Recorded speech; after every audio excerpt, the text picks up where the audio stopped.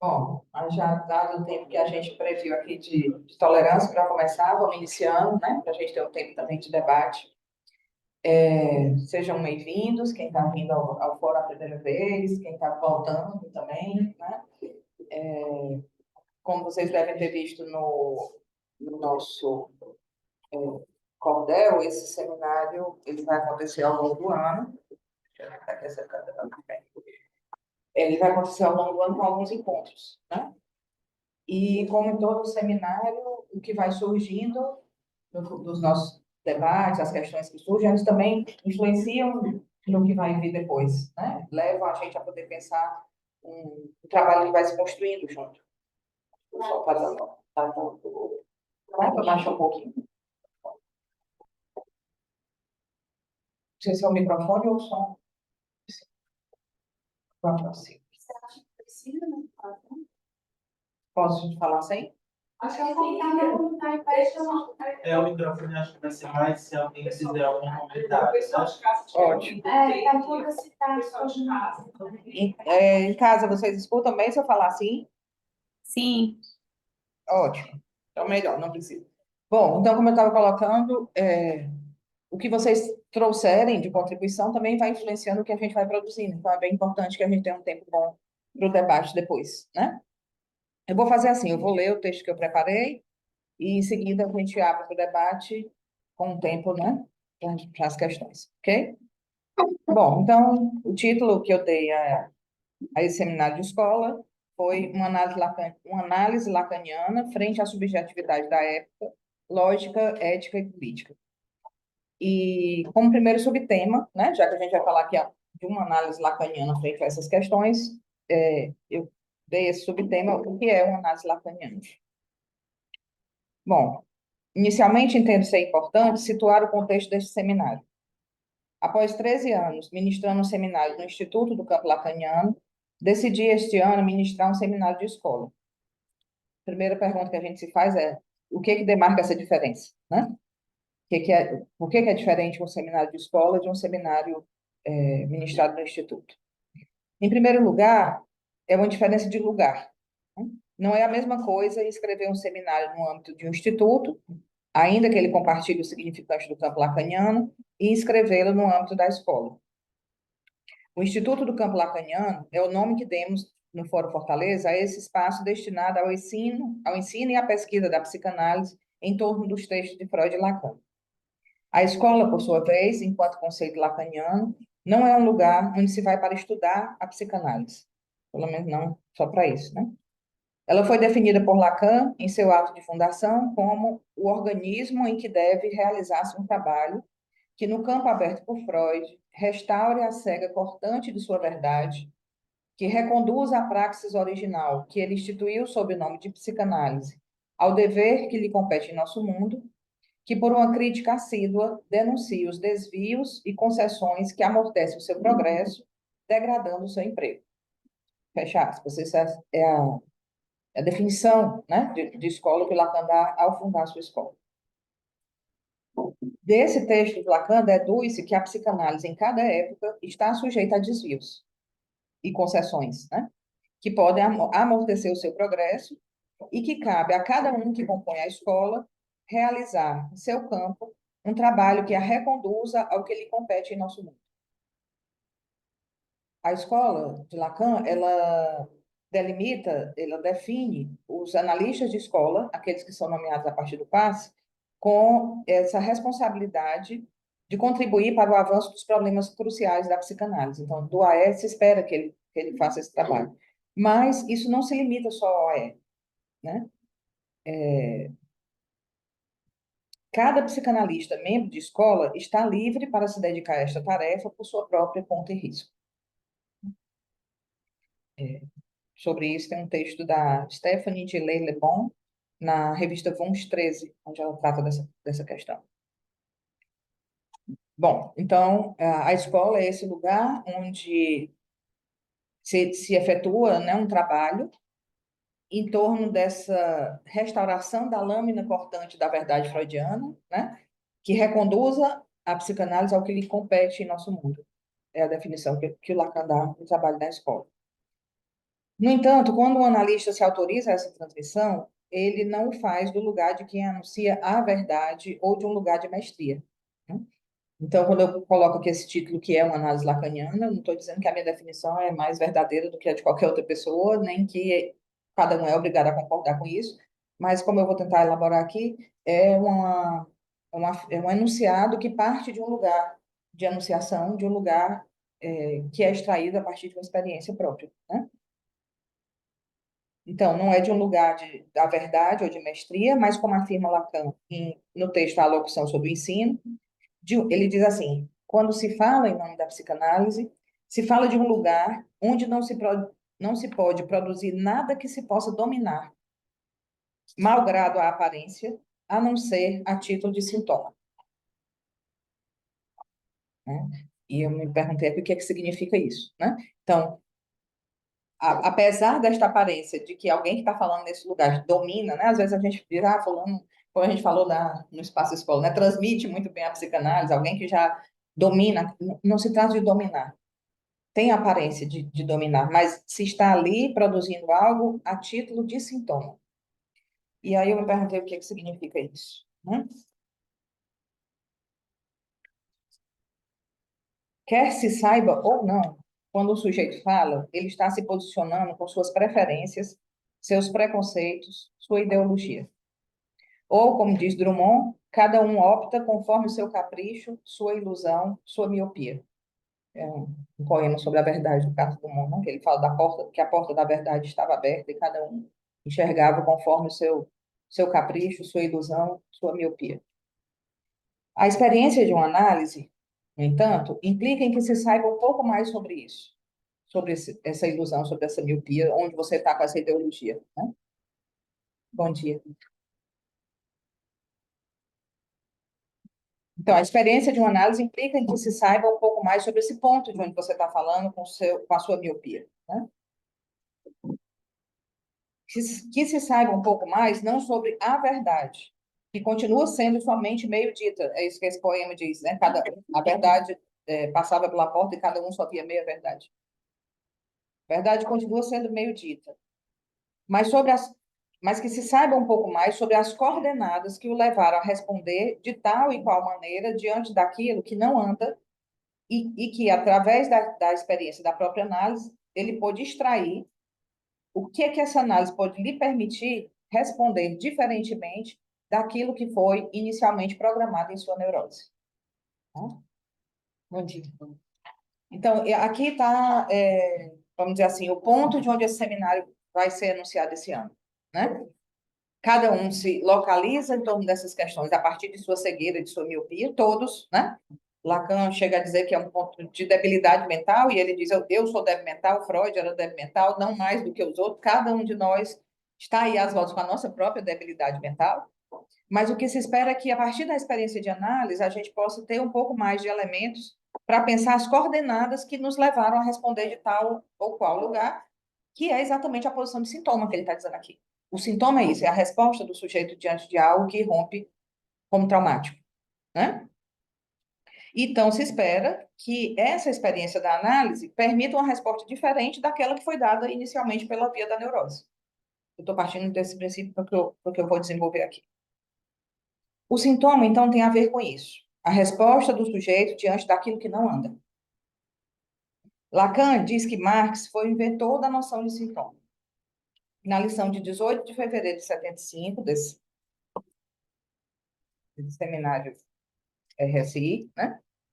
Lacan diz que a noção de sintoma não deve ser buscada em Hipócrates, ou seja, no nascimento da clínica médica, mas sim em Marx e em como ele situa a virada do sistema feudal para o sistema capitalista. Ele diz o seguinte, abre aspas, o capitalismo é considerado como tendo certos, é considerado por Marx, né? Lacan está fazendo aqui a leitura da definição de Marx. É considerado por Marx como tendo certos efeitos, e porque, com efeito, ele não teria. Esses efeitos são, contudo, benéficos para Marx, uma vez que ele tem a vantagem de reduzir a nada o homem proletário, graças ao que o homem proletário realiza a sua essência de homem. E, por ser expropriado de tudo, é encarregado de ser o Messias do futuro. Assim é a forma como Marx analisa a noção de sintoma. Fecha aspas. Então, Lacan é a leitura de Lacan, de Marx, né, em que ele diz o capitalismo se faz aí tendo certos efeitos, né, e o principal desses efeitos é que, pelo fato dele reduzir o proletário a nada, né, a partir da sua expropriação, ele tem aí esse efeito colateral, vamos dizer assim, que é de produzir o que ele chama de o Messias do futuro. Entendo que ele está se referindo aí ao papel que compete ao proletariado na Revolução, né? É Lacan lendo Marx, para quem o capitalismo, pela via da alienação, reduz o homem a nada, ou seja, a ser apenas o proletário. Com o nascimento do capitalismo, se instaura, de um lado, a burguesia, que detém os meios de produção, e do outro, o proletário, que, por nascer desprovido desses meios, só tem como opção vender a sua própria força de trabalho diante de sua necessidade de sobrevivência. Os bens produzidos pela força de trabalho do proletário, ao contrário de outras formas de trabalho, não lhe pertencem. E, além disso, nem tudo que seu trabalho produz lhe é pago. Este excedente, que fica para o acúmulo do capitalista, é aquilo que Marx chamou de mais-valia, que depois a gente sabe que Lacan vai elaborar a noção de mais de gozar a partir dessa noção de mais-valia. Assim, o proletário é aquele que é expropriado de tudo, exceto do mínimo necessário para que ele continue trabalhando. Após formalizar esta lógica, que é a do sistema capitalista, Marx apostou no próprio proletário como a saída desse sistema, ou seja, o proletário como o Messias do futuro, que é como Lacan está chamando.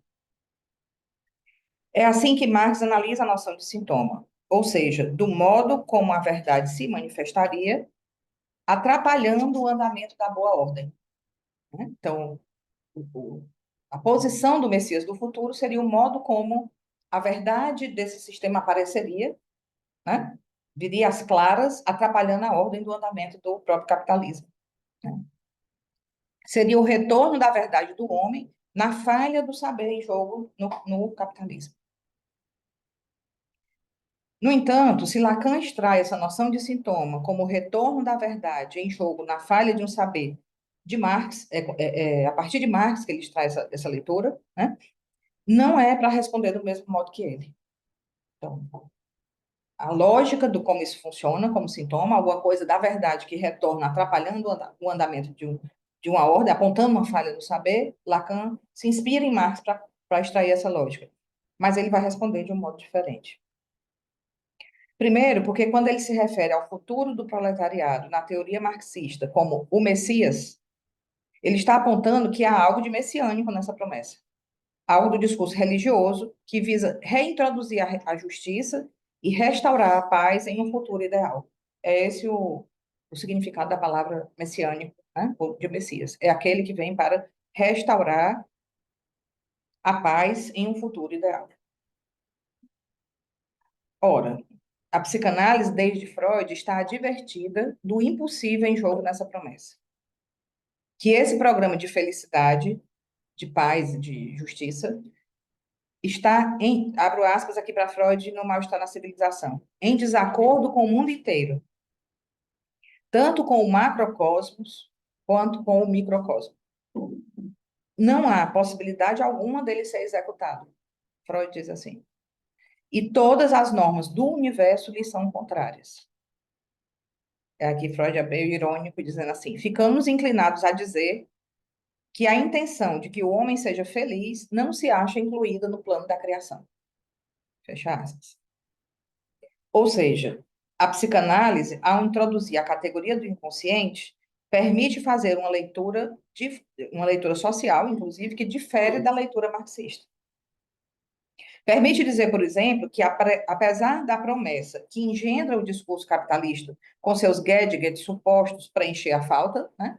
Seria para o discurso capitalista uma questão de adquirir os objetos que poderiam suprir essa falta.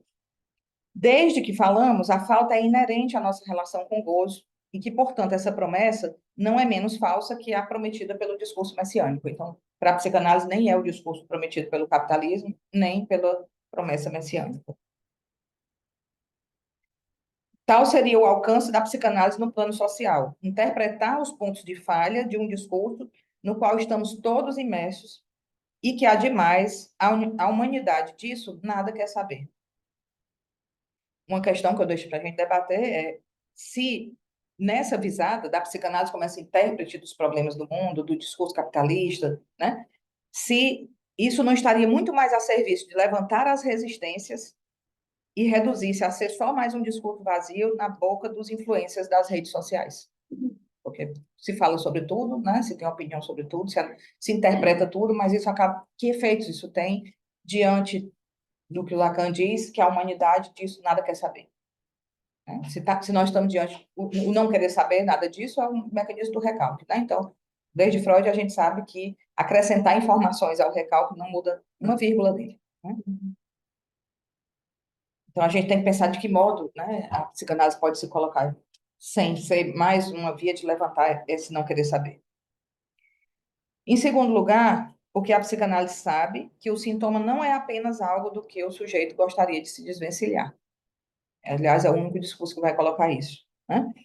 Que o sintoma comporta uma parcela de satisfação. A gente não quer só se livrar dele, a gente também se apega a ele.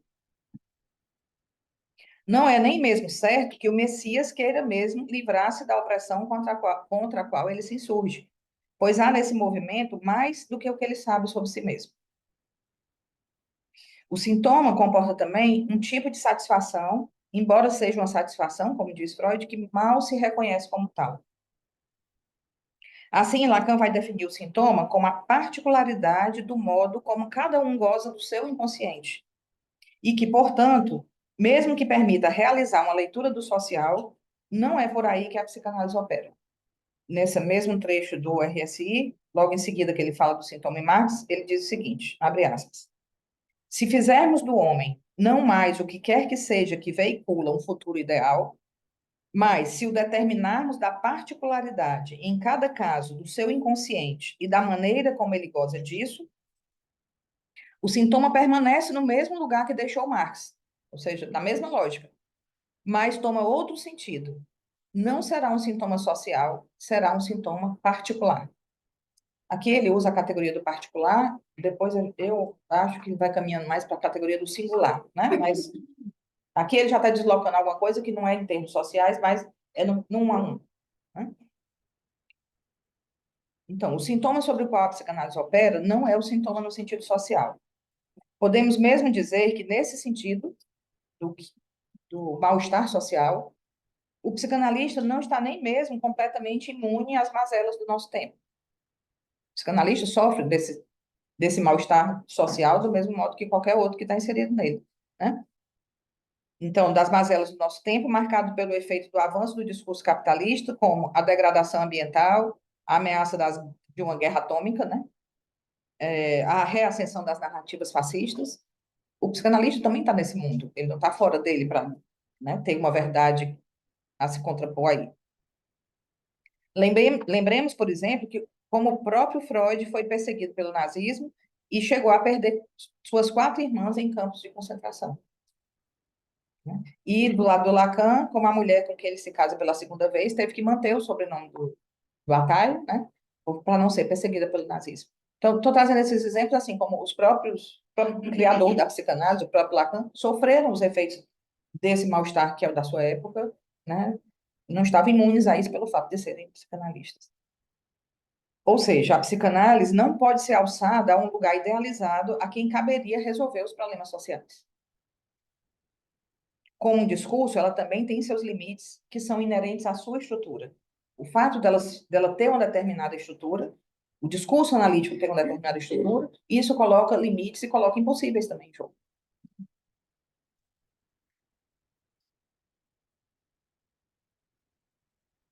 Desse modo, o sintoma sobre o qual a psicanálise pode operar é sempre o sintoma de um particular, ou seja, daquilo que irrompeu para um sujeito como traumático, do modo como cada um respondeu na sua constituição de sujeito diante disso, e ainda no modo como isso retorna reiteradamente na sua experiência de vida e diante desse acontecimento que ele se diz, eu não sei de onde isso vem.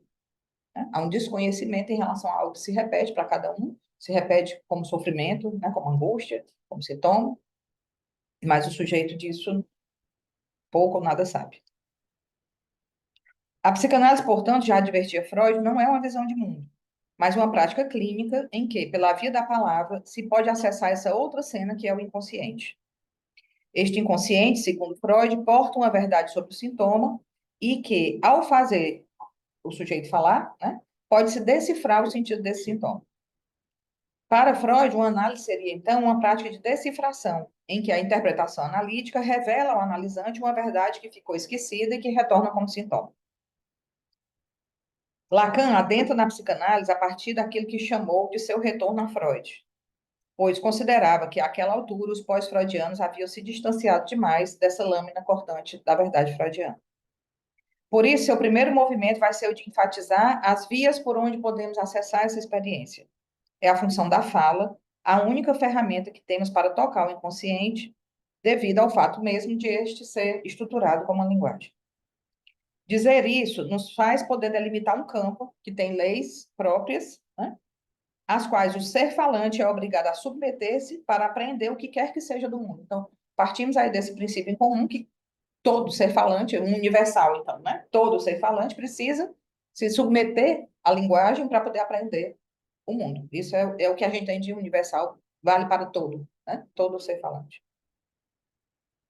Quando Lacan retorna a Freud para buscar essas leis da linguagem, ele entende a prática da psicanálise também como uma possibilidade de fazer passar o texto inconsciente à consciência, como essa decifração que Freud se referia, né?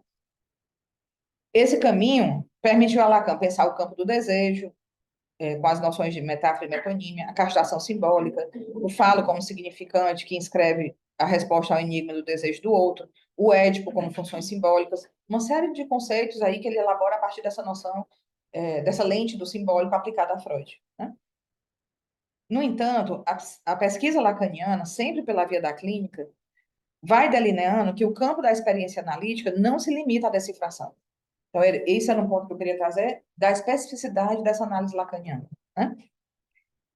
Uma análise o objetivo último dela não é decifrar, embora isso possa fazer parte, ela não se limita a isso, porque ela não se limita ao campo do simbólico. O simbólico apresenta um ponto limite para além do qual a palavra não alcança. E por que isso vai ser tão importante, esse ponto além do simbólico? Porque o que mobiliza o sujeito a uma análise, supõe-se, né, teria que ser a angústia. E a angústia, desde Freud, é acontecimento de corpo. Então, é preciso que, pela via do simbólico, alguma coisa possa tocar o corpo, senão não faz sentido. A experiência de análise não pode ser só uma elucubração para eu ter mais conhecimento. Ela tem que ser alguma coisa que modifique a relação com a angústia. Portanto, tem que tocar também o que é do corpo, né? Mas, então, o simbólico tem um ponto limite para além do qual a palavra não alcança.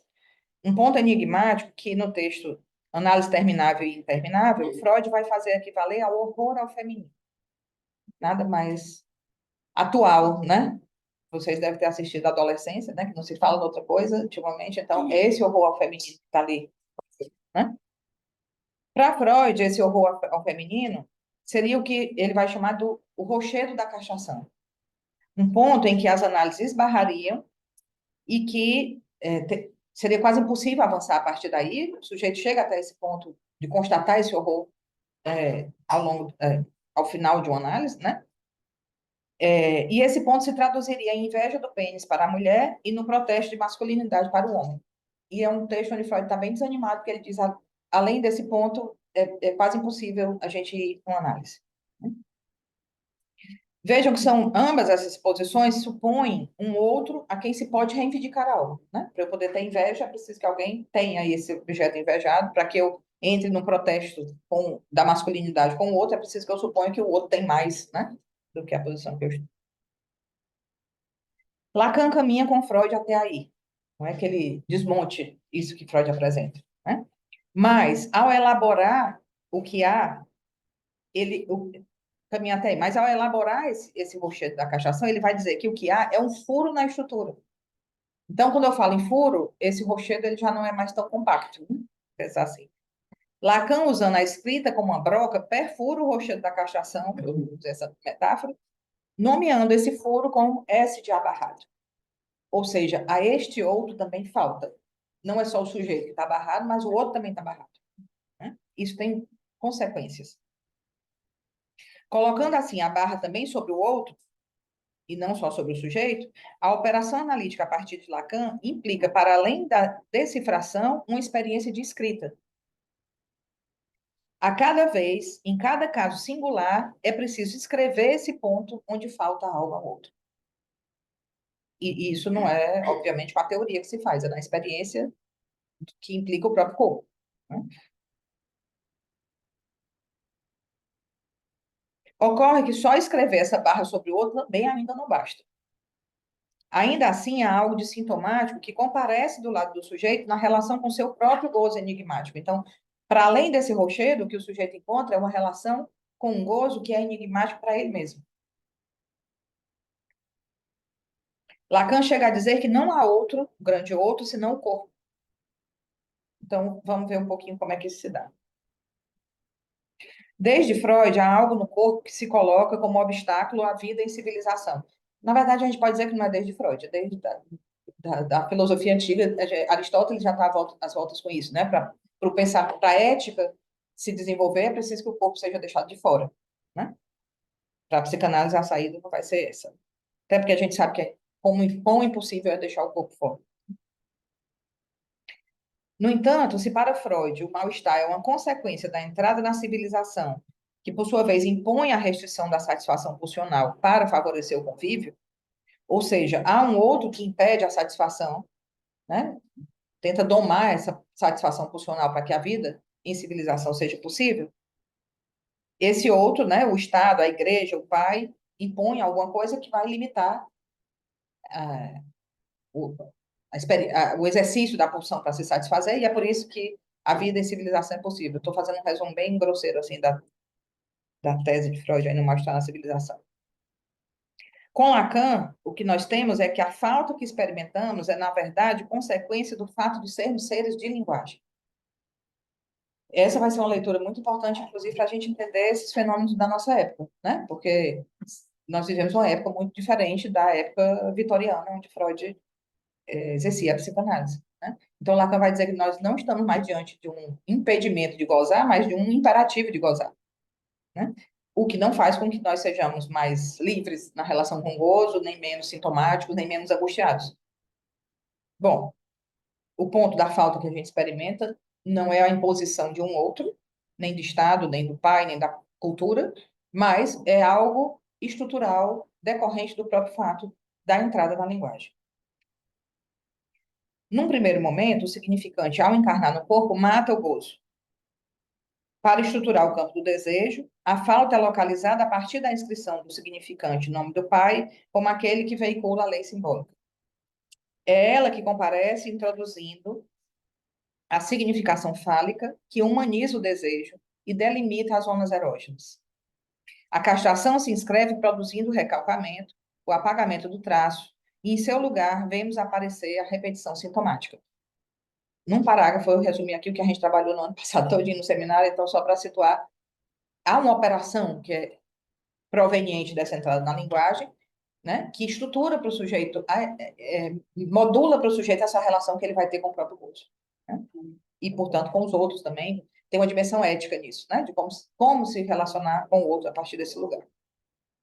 No entanto, o significante não apenas mata o gozo, ele também produz gozo. Esse gozo vai ser vivido como excesso, como transgressão, e convoca uma solução de caráter ético. Qual a conduta a adotar diante disso que insiste? Esse é um tema que nós vamos discutir muito para o encontro internacional que vai acontecer em São Paulo em 2026, a ética da psicanálise e as outras, né? Porque cada ética vai ter uma resposta diferente. O que se faz com isso? Né? Como que eu me posiciono? Que resposta ética é possível dar a isso? Né? É,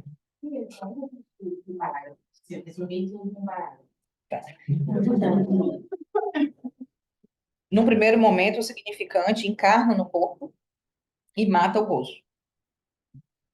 Para estruturar o campo do desejo, a falta é localizada a partir da inscrição do significante nome do pai como aquele que veicula a lei simbólica. Então, o Édipo, né? Essa noção de que há um outro que impede esse gozo, isso é um efeito dessa estrutura simbólica.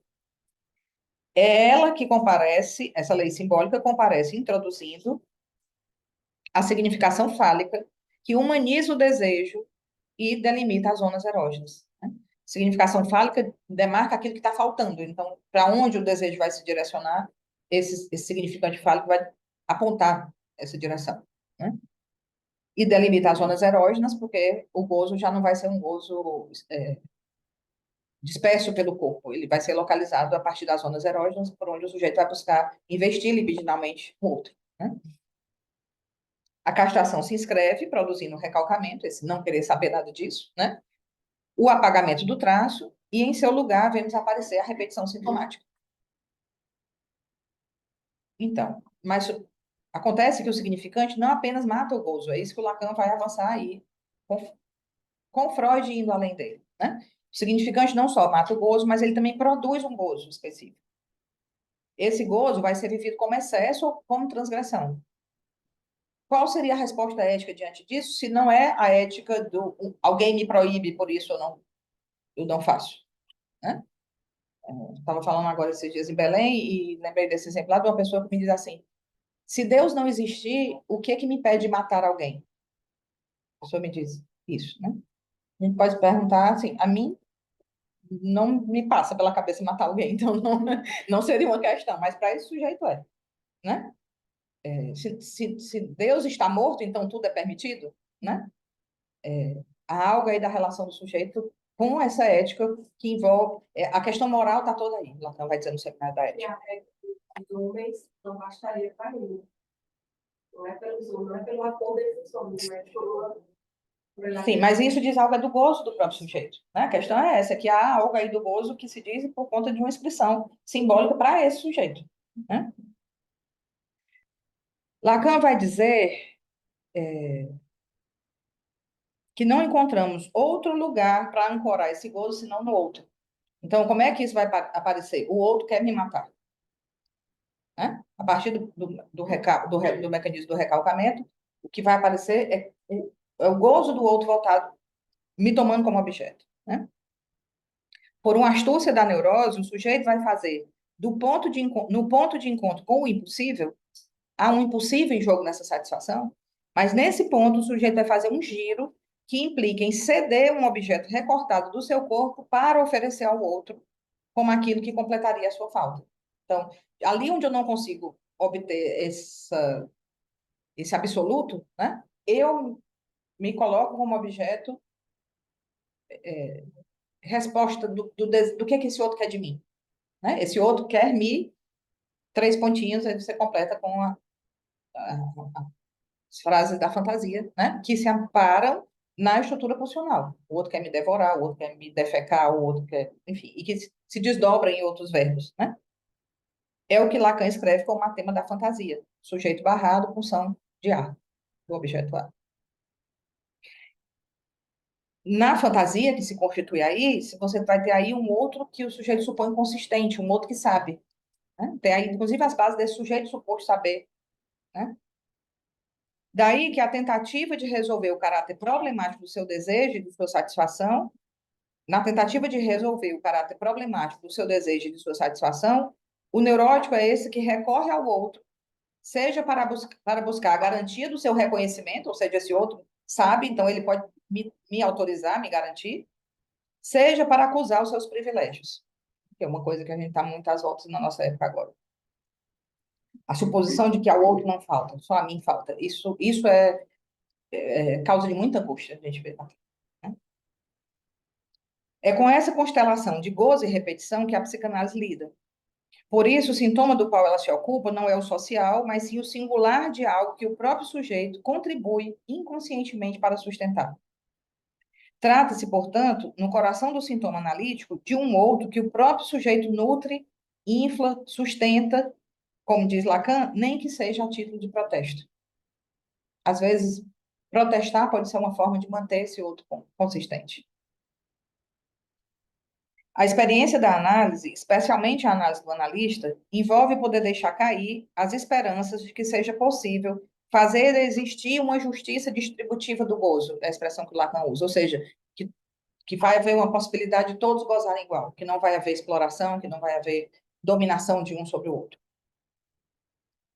Pois um repúdio radical, seu Lacan no Seminário 7, Um repúdio radical de um certo ideal do bem é necessário para chegar apenas a aprender a via em que se desenvolve a nossa experiência.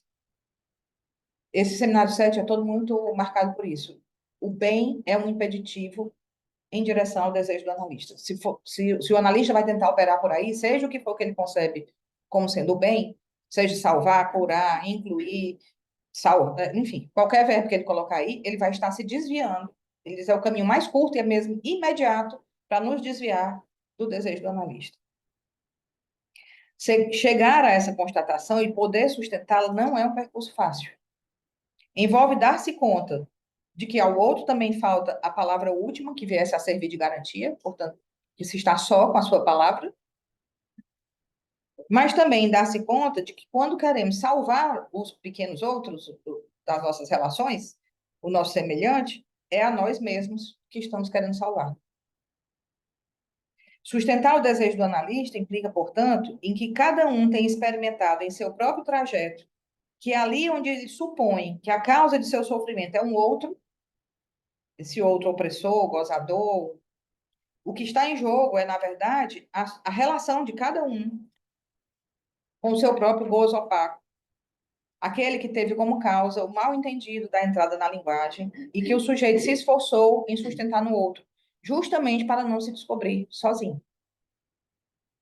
Assim, é preciso que cada um encontre, a partir da sua própria experiência de análise, seu próprio meio de se salvar. Apesar disso, não se trata na psicanálise de uma ética individualista, que pode parecer assim, né? Cada um por si, Deus contra todos, né? Não é isso. Como afirma Albert Nguyen, Nguyen é um autor que eu só descobri recentemente, ele é membro da nossa escola há muitos anos, mas eu entrei em contato com os livros dele recentemente. Ele vai ser o nosso convidado do próximo encontro, ele aceitou discutir o livro dele com a gente, mas é um autor que articula muito essa relação entre o desejo do analista e as questões da nossa época, né? Então, ele diz assim, que a psicanálise é mesmo o único discurso a oferecer uma saída viável do discurso capitalista. Vamos poder pedir que ele fale mais para a gente sobre isso, né? Uma vez tocado esse singular do modo como cada um respondeu a esse encontro com esse outro traumático, a psicanálise termina por ter efeitos importantes sobre o tecido social. Então, a inserção no tecido social daquele que atravessou essa experiência na sua análise não permite que ele haja mais da mesma maneira que a neurose programou, sustentando aquela lógica, e o convoca a ter que responder de uma maneira que acaba, por ser diferente, tendo efeitos no lugar onde ele está inserido. Seja a sua prática em que lugar for, não estou falando só do analista, estou falando o juiz, o médico, sei lá, o advogado, sei lá, cada um na sua experiência, na sua inserção nesse tecido social, nas suas relações familiares, nas suas relações de amizade, algo se marca ali como uma resposta diferente a partir da experiência de análise. Mas isso é uma consequência da análise levada até o seu final para cada sujeito, mais do que um objetivo de transformação social. Então, os efeitos aparecem por adição, vamos dizer assim, mas eles não são o objetivo da entrada na análise. Para que tenha efeitos no social, a análise de cada um precisa inventar uma resposta singular frente aos obstáculos àquilo que não anda, né? Todas essas questões que a gente está lidando hoje, elas têm a ver com isso, com alguma coisa que aparece disruptiva e que não anda dentro da ordem programada pelo capitalismo, né? Se o capitalismo quer que tudo seja consumido, produzido e consumido sem sobra e sem falta, né? Isso retorna de alguma maneira com os efeitos que a gente está assistindo, degradação ambiental, ascensão do fascismo, né? Isso é o que não anda na nossa época atual. Então, é preciso que cada um invente um modo singular de se colocar diante disso. Mas de um modo que possa escrever a falta, deixando aberto o furo por onde se constata que o outro falta e que o que há é o um do singular. Que quer dizer isso, né? Não há psicanálise sem o dizer de Freud, que, segundo Lacan, a relação sexual não existe.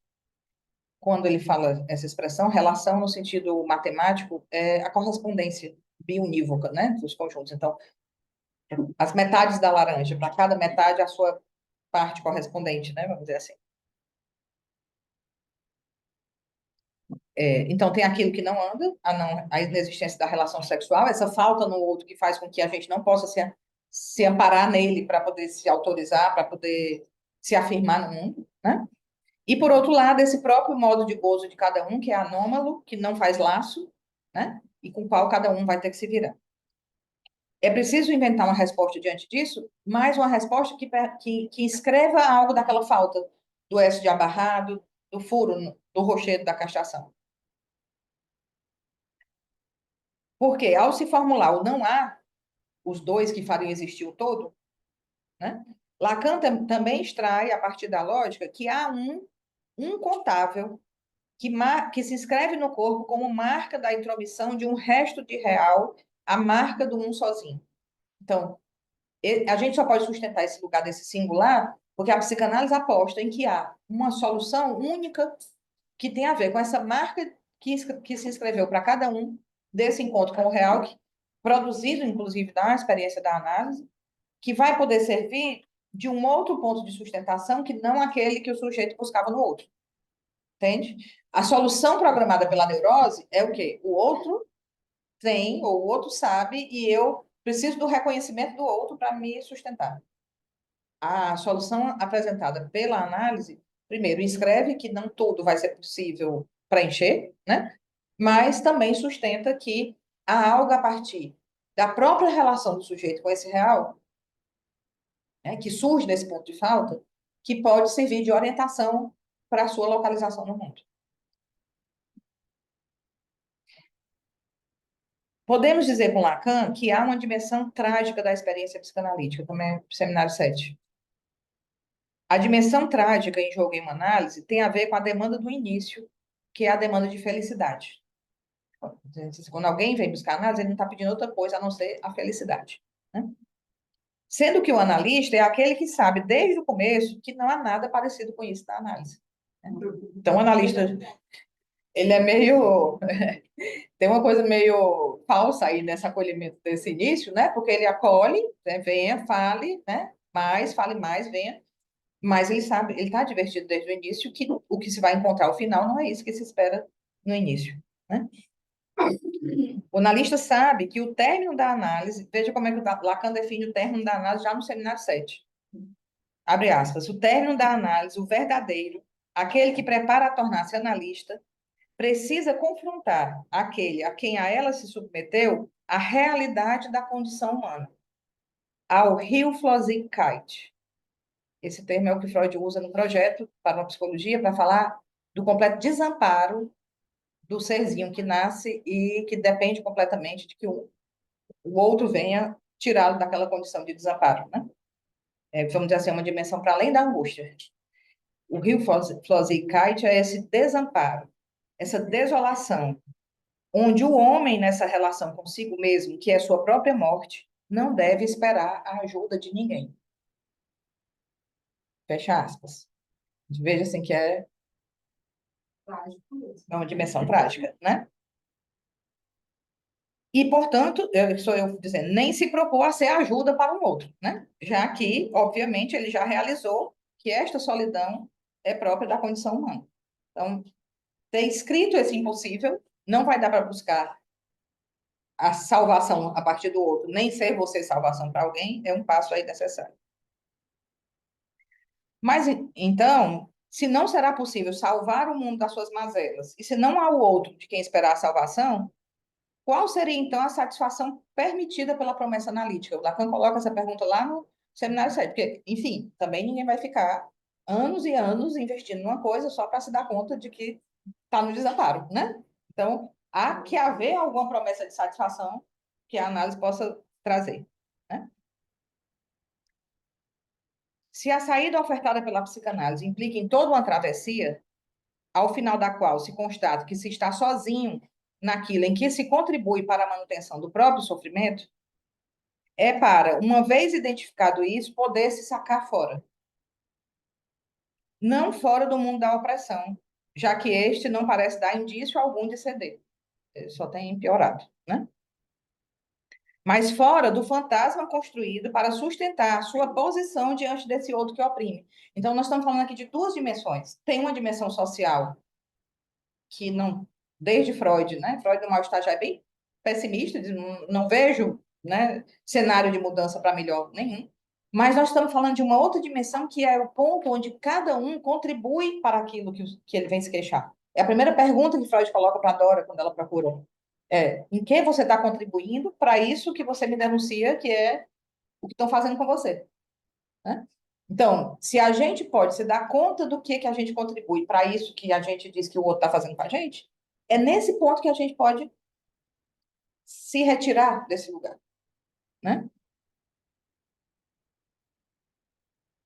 Então, se sacar fora, não do mundo da opressão, já que esse não parece dar indício algum de ceder, mas fora do fantasma construído para sustentar uma posição diante desse outro que oprime. Bom, que a gente sabe que esse fantasma ele não se dissolve, né? Essa é a janela por onde o sujeito enxerga o mundo. Mas um certo distanciamento aí permite que se possa estar divertido de onde se está indo, né? Quando essa repetição acontece, saber algo um pouco mais dessas coordenadas do que se repete aí.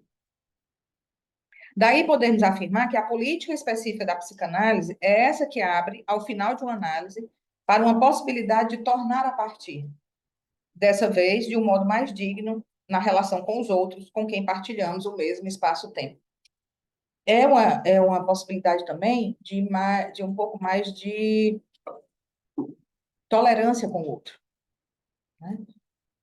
O seminário 18, Lacan diz assim, da descoberta de que somos todos filhos do discurso, que somos todos castrados, de que esse outro que a gente supõe que está gozando a parte que eu não estou, né? Que a rivalidade imaginária tem muito a ver com isso, ao outro não falta, a mim falta, né?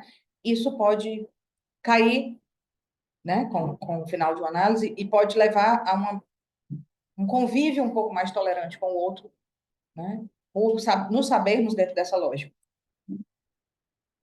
O discurso analítico faz isso não prometendo a eliminação da falta, visto que ela é estrutural, mas eu chamei assim, mudando a valência atribuída a ela. A gente costuma falar no senso comum, se diz assim, fulano me castra, né? Como uma coisa horrível que a gente tem que se defender. A experiência da análise leva o sujeito a positivar essa experiência com a castração. Lacan diz assim, a poder bem dizer a experiência com a castração, né? Quanto mais estamos na castração, mais desejante podemos ser, mais podemos sustentar de uma posição singular no mundo. Fazer da castração bem, na medida em que é ela que permite a um sujeito sustentar seu desejo, é o que a psicanálise tem de melhor a ofertar. Então, vai ficando claro por que não é possível que o analista leve seu analisante até um ponto se ele mesmo não foi. Para adquirir a certeza necessária ao ato, é preciso que se inscreva para este que se propõe analista algo que supere a tendência fundamental do ser falante do não querer saber nada disso. Não querer saber nada desse desamparo, não querer saber nada da solidão, não querer saber nada de que ao outro também falta, não querer saber nada do seu próprio modo de gozo, né? Para poder avançar para além disso, é preciso que aquele que vai se propor a ser analista, né, tenha levado sua análise até esse ponto, ou para além desse ponto, né, para inventar a sua própria solução. Por isso, o programa lacaniano do que é um analista articula de modo visceral a questão da formação com a questão da análise. Você pode formar analista em graduação, em curso, em doutorado, e nem ler texto, é preciso passar pela experiência.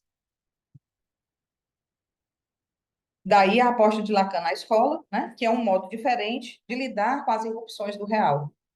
Não é para a gente se proteger do real, mas é para a gente ser convocado a responder de um modo diferente, né? Já a neurose programa as coisas para serem preenchidas, para a falta ser tamponada, para não querer saber.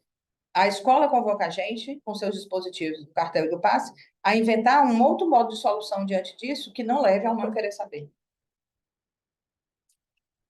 Até porque se constata com a experiência da análise que essa defesa contra o real não protege dele.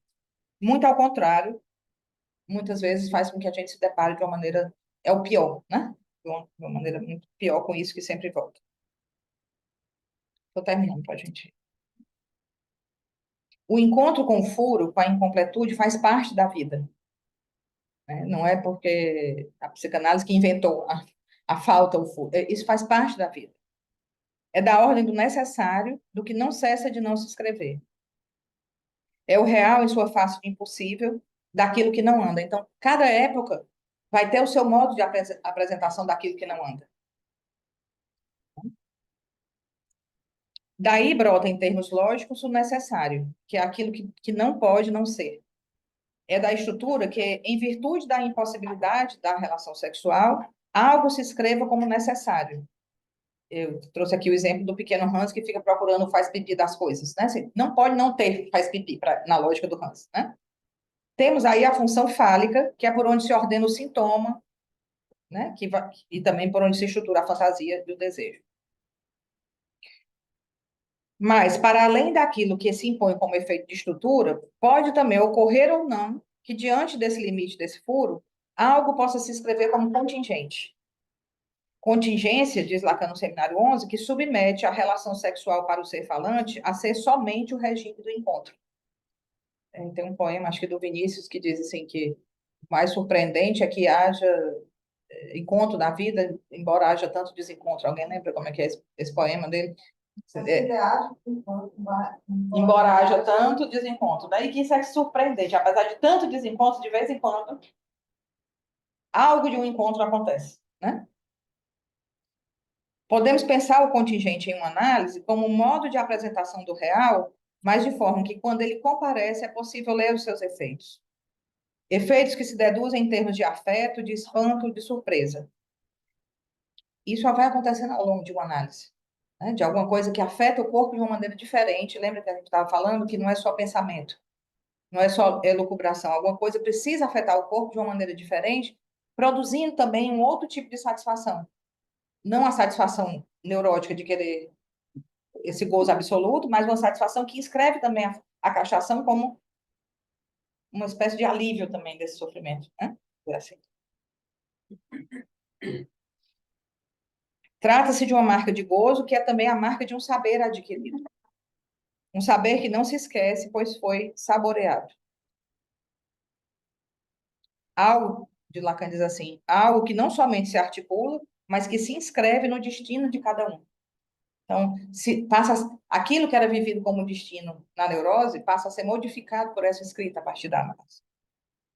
É nesse efeito contingente de extração de um saber diante do encontro com o real que a escola de Lacan aposta a partir da sustentação dos dispositivos do cartel e do passe.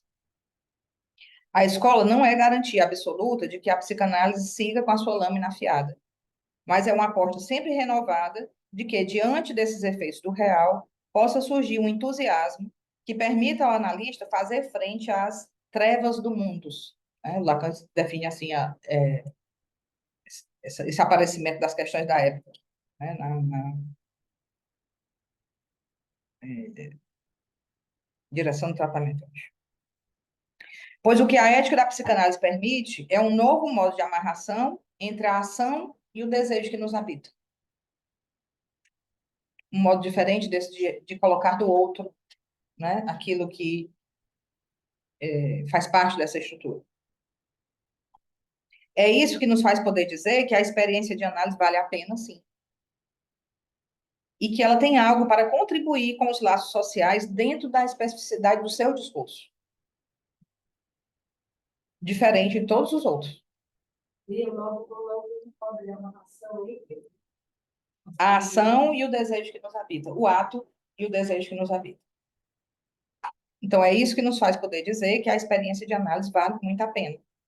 E que ela tem, sim, algo a contribuir para os laços sociais dentro da especificidade do seu discurso, diferente de todos os outros. E é o que nós esperamos poder fazer avançar esse ano com o trabalho desse seminário, né? Então, os nossos próximos encontros vão ser tentando avançar um pouco mais em torno disso. O que é que a psicanálise pode contribuir, né? Trazer de específico a partir da sua estrutura discursiva, dentro das questões que são aquelas que não andam, né? Da subjetividade da nossa época. Bom, foi o que eu preparei para hoje, para a gente poder conversar um pouco, ouvir vocês.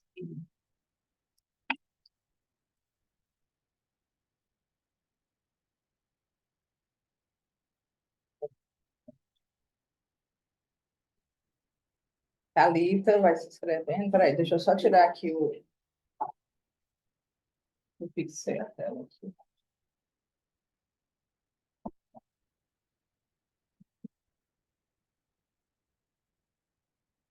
Bom, enquanto vocês vão pensando, Thalita, começa. É, vamos usar o microfone, né? Para gravar assim.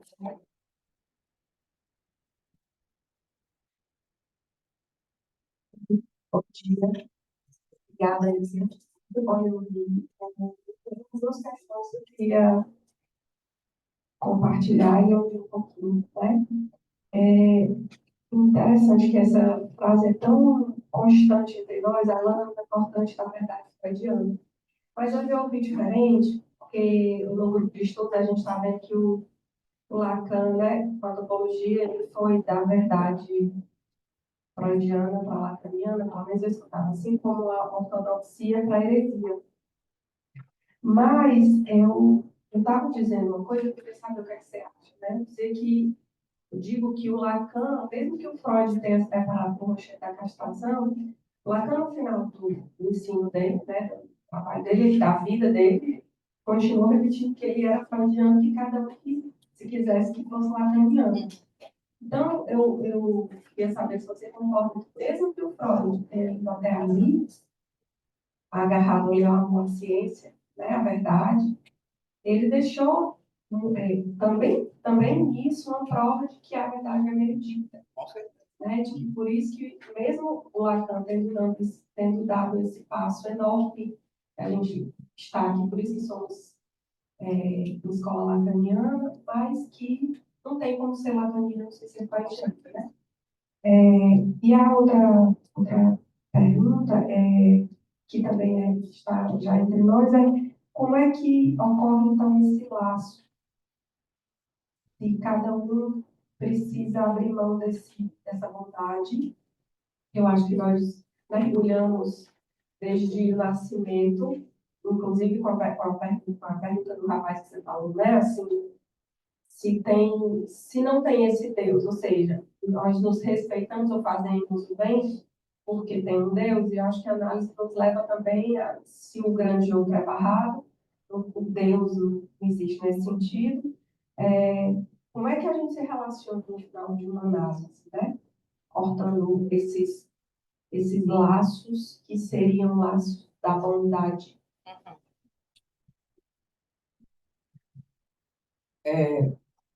Estou usando o microfone.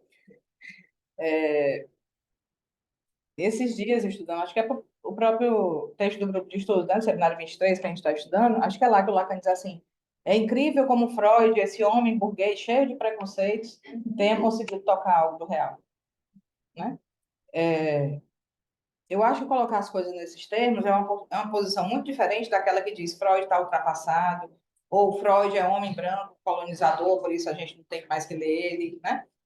É uma posição diferente, porque Lacan não está dizendo assim, descarta Freud porque ele era cheio de... Ele está dizendo assim, Freud era tão cheio de preconceitos como qualquer um de nós.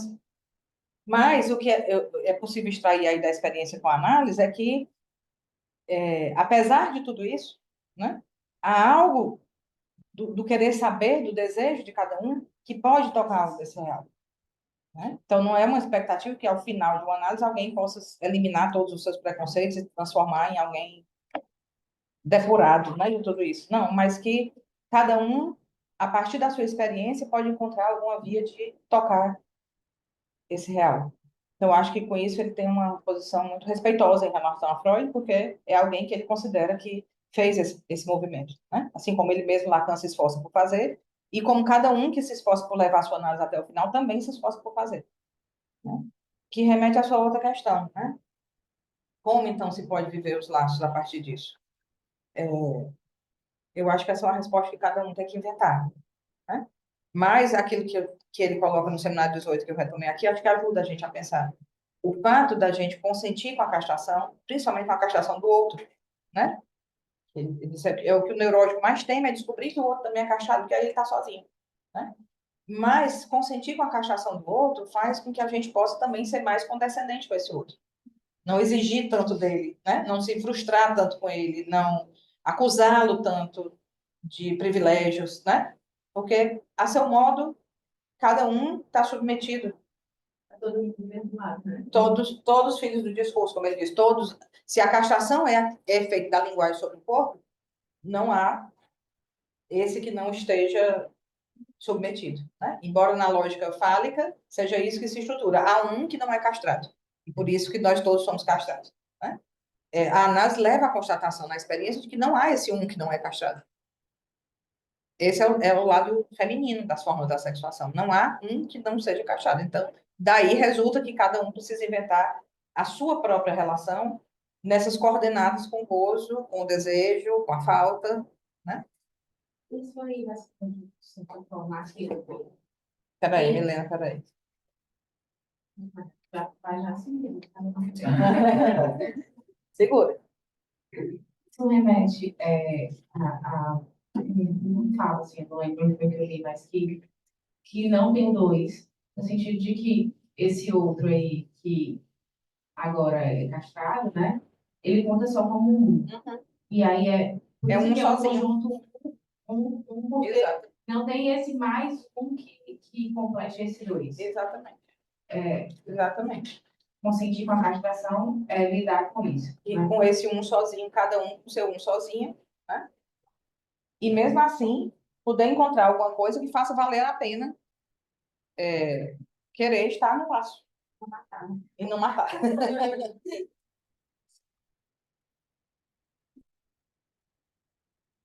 Não, eu acho interessante uma parte, você estava falando sobre essa questão, né, que com Lacan a gente ultrapassa essa lógica da decifração para ir, justamente para essa ideia de uma análise que gera efeitos no corpo, né?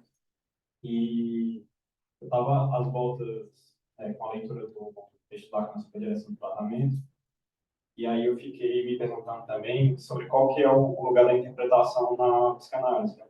Porque nesse texto Lacan ele fala assim que de várias coisas que não são interpretação, né? Aí fala elucidações, né, resposta da demanda e tal. E aí eu fico me perguntando assim, o que que seria essa interpretação para a psicanálise, que justamente e ele fala também isso, né, de que a interpretação ela vale muito mais pelos efeitos, né, do que o chegar a alguma conclusão. Né? Como é que seria essa interpretação da psicanálise, né, que gerasse esse tipo de efeito no corpo? Bom, essa sua pergunta é muito importante. Acho que eu não vou conseguir responder a ela assim.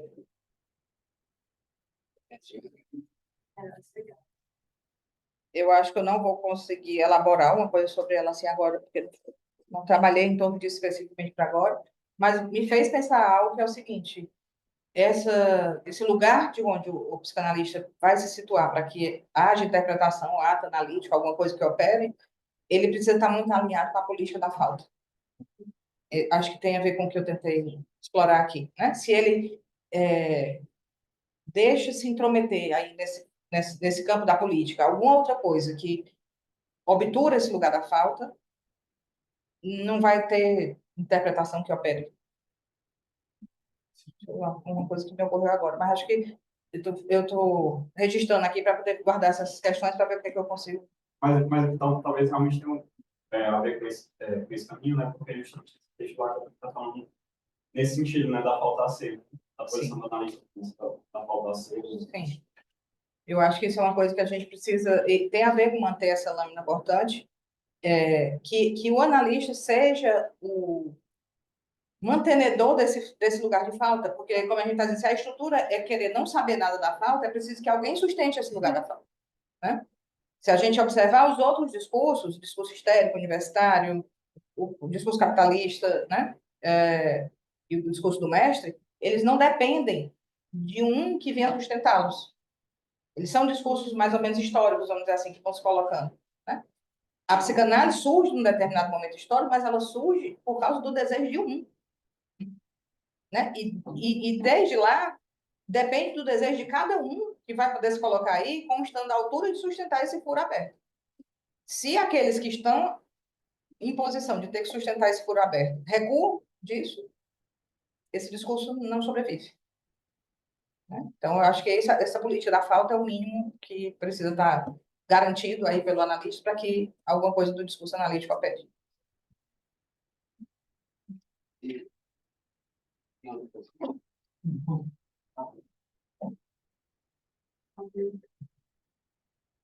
Muito obrigado, Lia, pelo seu texto, pela apresentação.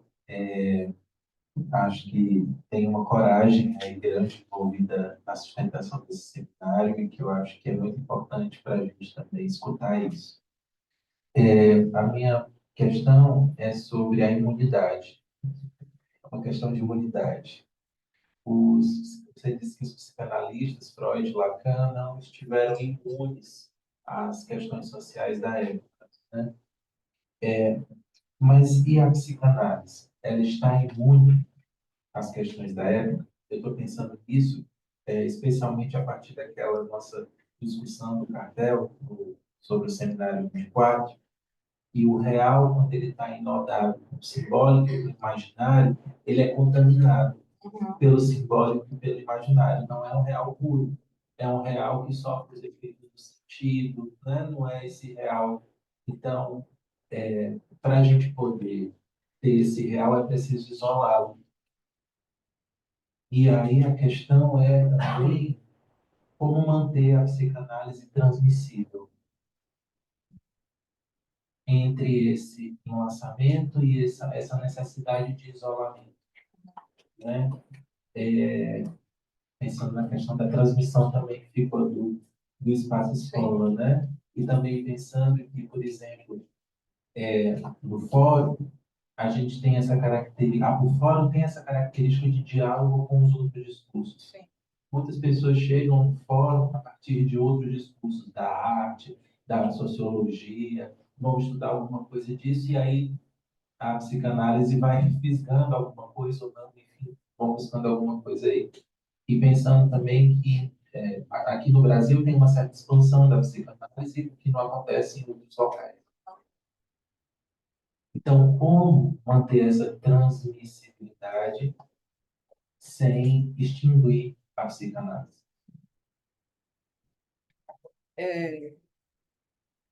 Obrigada. Fica logo aí, porque aí não faz barulho, né?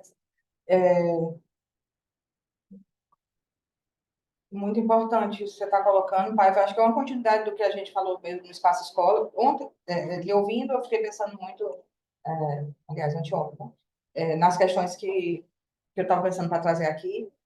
E é muito interessante como a gente caminhou para essas metáforas imunológicas mesmo, né? Em transmissão e imunidade. Então estamos entre essas duas coisas, né? Talvez seja essa época, né? Eu posso lhe dizer, da minha experiência, né, que ter me proposto a sustentar esse seminário é uma aposta nisso. Né? É algo que eu achei que poderia trazer, não só como uma contribuição para esse debate, mas como uma elaboração minha do atravessamento que foi todas essas questões no meu próprio percurso, e, inclusive, ter me dado conta de quanto elas foram importantes para a minha autorização. Ter podido encontrar outra forma de me posicionar diante daquilo que nós vivemos do horror, né, em termos sociais de um tempo para cá. Ali eu vi que a minha autorização me permitia me colocar de uma outra maneira. Mas exatamente nesses termos que você está colocando.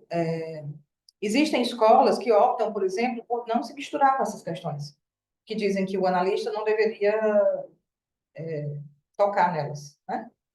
Eu acho que tem um outro extremo disso também, que é vamos dar respostas para tudo, que eu acho que também não é uma boa posição. Né? Até porque, como eu estou dizendo, nós não temos as respostas para tudo, senão a gente não estaria também sofrendo esses efeitos, então nós não estamos imunes, né? Mas estamos no meio de uma transmissão. A sua pergunta, acho que conversa também com o que a Thalita colocou, né? Assim, como sabendo de tudo isso, a gente ainda vai continuar sustentando algo, né? O que é possível dizer? O que é possível transmitir? Né? Como fazer operar de modo, se o ponto de onde eu me coloco é o de fazer um trabalho para que a lâmina cortante freudiana continue afiada, né? O que é que eu posso fazer diante disso para tentar transmitir algo disso? Que não seja entrar no embate, que não seja entrar na discordância, né? Mas dizer assim, dessa posição onde eu estou, o que eu posso sustentar é isso. Então, eu acho que essa foi a forma que eu encontrei nesse momento de poder fazer algum laço com isso que é muito presente na nossa escola, né? O fato da gente estar nessa interface com a extensão com os polos faz com que isso seja muito presente na nossa escola e muitas vezes sintomático mesmo, né? Retorna com um mal-estar. Então, foi a resposta singular desse momento que eu investi em poder. Foi por isso estar aqui, não porque eu acho que eu tenha respostas para as coisas, né? Mas porque isso sintomaticamente me afeta e me permitiu perceber que a análise leva à possibilidade de elaboração de uma outra resposta que não era programada pela neurose. Então, eu acho que é o que eu consigo dizer agora. Acho que cada um de nós está às voltas por tentar inventar um pouco disso. É um laço a parte da constituição. Sim. Acho que isso foi como uma interpretação. Manter esse algo. Manter esse algo que falta vivo e enlaçando a partir disso, né? Exatamente. Fazer algo com isso. Legal. Bom dia. E, assim, eu queria te cumprimentar, né, pela iniciativa do seminário de escola, porque você começou falando disso, né, a diferença do seminário de escola, do seminário dele fora, o seminário do instituto. Então, me parece que isso abre também uma possibilidade de outro, né, de outro laço, de outro debate. Né, bacana isso, né? Meu reconhecimento, muito obrigada por isso. E aí você começou, né, além disso, tem muitos pontos, né, bem que está gravado, a gente vai poder voltar. Mas uma coisa que você toca, Lia, é a questão da debilidade. Né? Então, tem algo aí que a Sônia Alberto tem um texto muito bacana sobre isso também, mas é assim, é esse ponto que toca cada um. Né? Essa palavra que é usada de muitas formas, mas que é tomada pelo Lacan, assim, daquilo que não funciona. Né? E não vai funcionar. Não é isso, não tem conserto. Portanto, não tem esperança. Né? Portanto, o seminário que a gente está estudando, esse ano 23, acho que né, as cenas do próximo capítulo, do próximo seminário, na lição 2, ele insiste nisso. Não há esperança. Não tem fé, não tem religião que dê conta.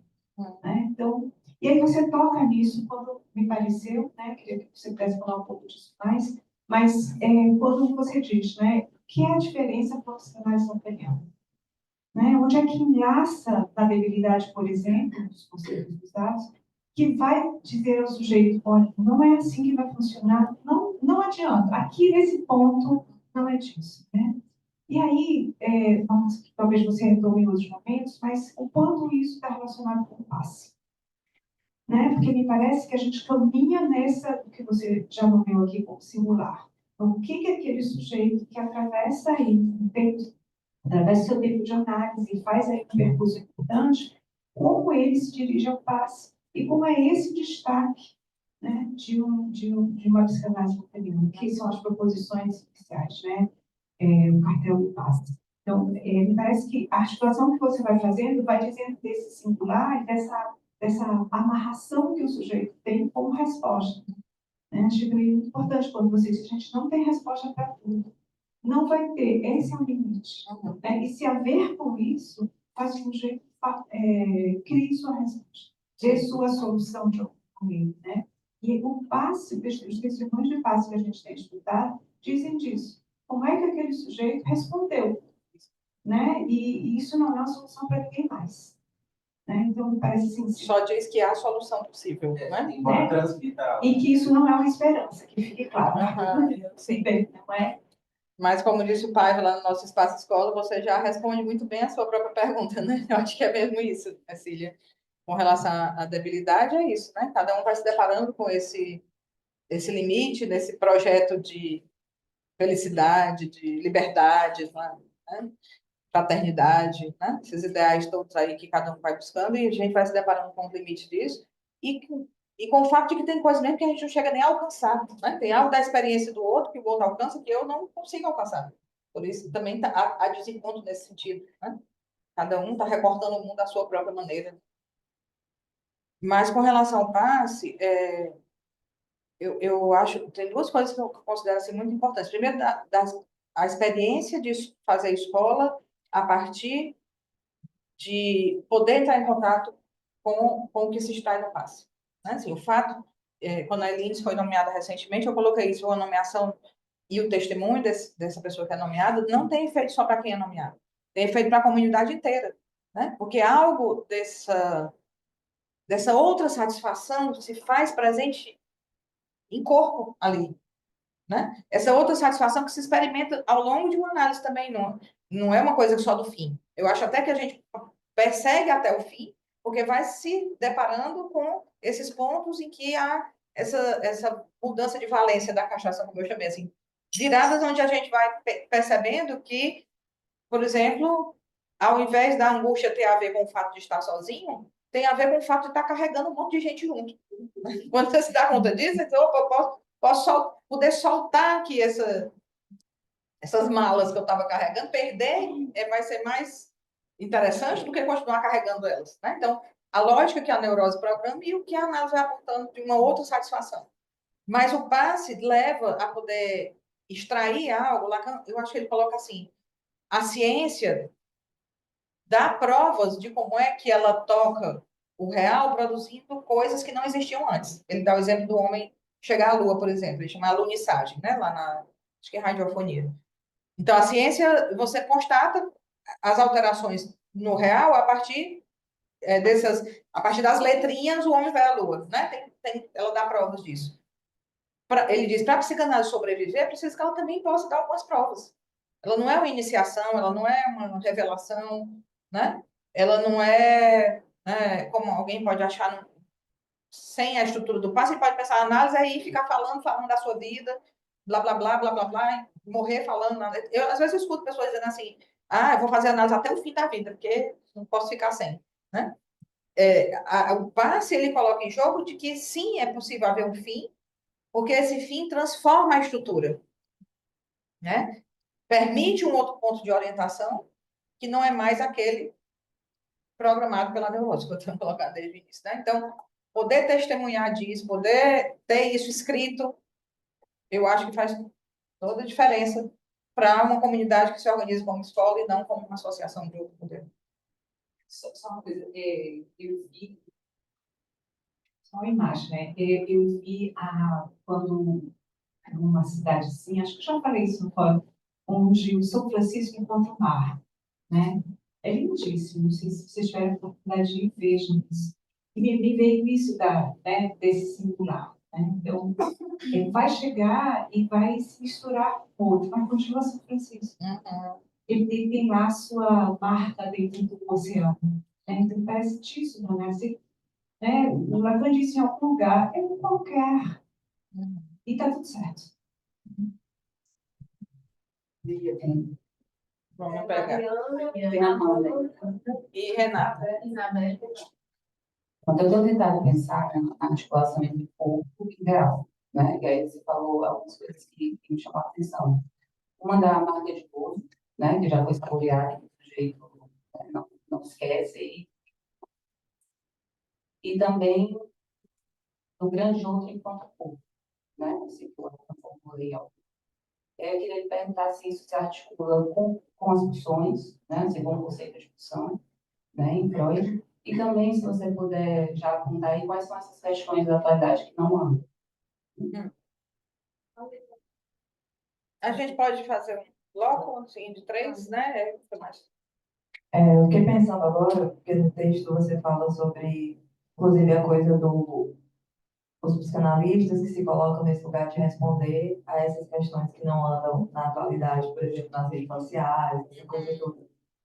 E aí, discutindo mais agora, eu fiquei pensando, né, que talvez o que faz a psicanálise continuar existindo desde a sua criação não é por essas falas, por essas leituras sobre o social, é pelo que acontece na clínica. É esse discurso que faz essa mudança subjetiva das pessoas que passam por uma análise que faz ela continuar existindo.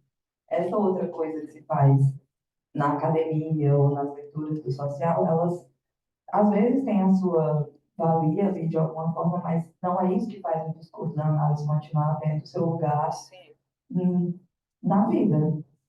o quanto ela modifica a vida das pessoas e as pessoas que são modificadas por isso dão continuidade a esse discurso. Sim. Porque acho que se confunde, às vezes vem essa coisa do, então, tem que ficar escrevendo textos sobre as questões sociais, ou sobre as coisas que atravessam, sobre a série, como se fosse fazer essas leituras que fosse dar continuidade ao discurso analítico. Eu cheguei a pensar se isso não faz a resistência ao.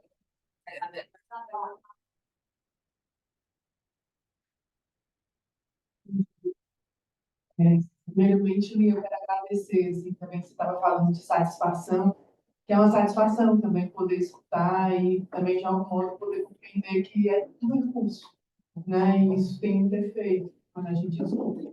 Como você estava falando, os efeitos, eles vão acontecendo e não diz respeito apenas no final da análise. Eu acho que para todos nós que fazemos psicanálise, né, que trabalhamos com isso, é muito importante, né? Isso também toca a gente de um outro modo, toca o corpo. Mas, até pegando o gancho que a Amanda estava falando, que tem um pouco a ver com o que eu venho aqui pensando, dessa sustentação singular da ética da psicanálise. Né? Como essa sustentação ela traz essa dimensão singular, né? Que eu acho que no decorrer desse processo a gente vai podendo recolher isso. Né? A gente estuda, a gente compartilha, a gente faz fórum, mas tem essa dimensão ética aí que se coloca dentro de um percurso e que vai causando muitos efeitos, inclusive nós estarmos aqui, né? Que isso também nos permite sustentar aquele outro lugar que a clínica existe, né? Acho que da sustentação do desejo do analista, que isso também, né, é de uma dimensão circular. A gente vinha falando, né, sobre essas questões que tocam, que emperram do discurso atual, mas como essa sustentação é o que, de algum modo, pode nos dar uma resposta possível para cada um. Sim, inclusive nas relações de fazer fórum, né? Isso. No dia a dia, não é só das questões macro, mas das micro também, né? Sim, eu fiquei exatamente ressoando, né, nessa sustentação ética que é singular, né, e que nos permite também trabalhar com isso em diversas, né, não só dentro dos discursos, mas também dentro do que a gente faz, né, de como é que isso vai se transmitindo, pegando aí também o que a gente foi discutindo na quinta-feira. Sim. Acho que eu posso comentar rapidinho essas três, né? Para a gente. Aí depois. Tem só a Renata depois? Então, se quiser colocar lá. Lia. Primeiro, também agradecer pela iniciativa do seminário. Eu acho uma ótima resposta nesse momento de nos colocar a trabalhar, né, articular os canais com os outros discursos também, enfim, muito bom esse espaço. E aí eu queria que você falasse um pouco, né, a respeito que algo que você estava falando no texto me tocou, de algo que eu tinha estudado nesse ano, né, e estou estudando aqui, e aí era algo do seu próprio texto, né? Eu fui ver onde é que estava essa passagem e aquilo tinha ficado de questão. Aí eu lembrei do seu texto, você compartilhou também nos estudos do 23, né? Você não pode saber topologia, mas a topologia sabe você, né? E essa relação, de algo que a gente também está às voltas, né, com esse contável, que promove outro modo de invenção. E aí tem uma passagem sua nesse texto da topologia que você fala, né? Essa passagem do referencial textual é, portanto, algo que diz respeito à formalização da experiência, algo que está em jogo, inclusive, na própria passagem de analisante e analista e na relação deles com a escola. E aí depois você vem trazendo essa passagem do lado contábil, que se inscreve no corpo como marca da intromissão de um resto do real, marca do um sozinho. Né?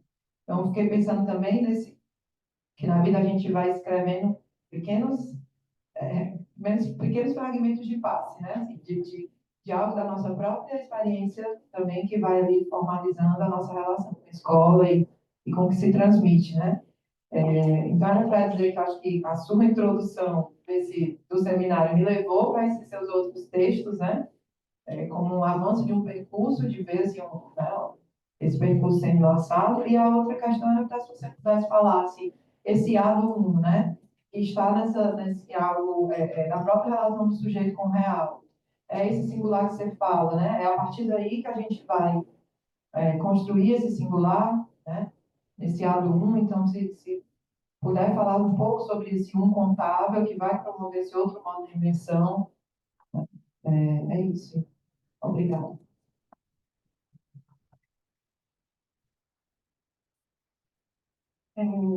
Fiquei pensando no que a Cecília falou sobre o não há esperança. Ficou reverberando assim na minha cabeça, né?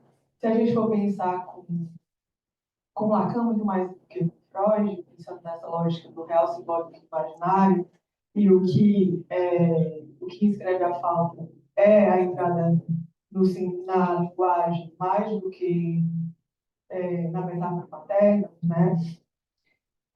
O horror ele sempre vai se repetir. Eu acho que essa radicalidade faz ainda ter mais consistência esse horror que se repete na cultura, talvez. E aí eu fiquei pensando assim, nessa nova satisfação que se inscreve numa análise ao final. Será que um sujeito que experimenta essa nova satisfação é possível, né? Assim, não o sujeito, mas existe um modo disso, essa experiência desse sujeito ao final, fazer efeito disso, dessa experiência, não de modo singular, mas na cultura. Entendeu? Não sei se ficou claro, mas eu até escrevi aqui.